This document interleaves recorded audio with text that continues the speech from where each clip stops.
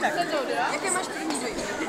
První dojmy teda, měli bychom asi říct, kde jsme. Jsme na taneční soutěži Den Star, jo? Jak se všichni jo, 28.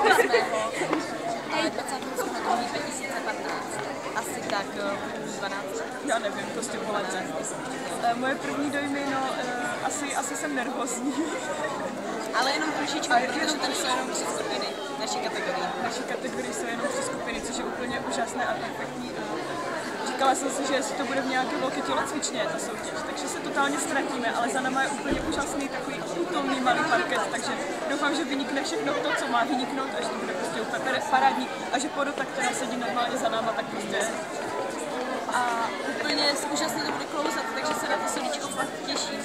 A na hudbu, kterou vlastně Mucha se stříhávala asi tak o půl třetí ráno. O půl třetí ráno. A je to úplně jinak, než to má být a prostě asi. A bude to strašná sranda. Asi to bude strašná sranda. Takže následující video bude, předpokládám, z toho, jak jsme to totálně posrali. Následující video si pustíme na Silvestra Skandálu.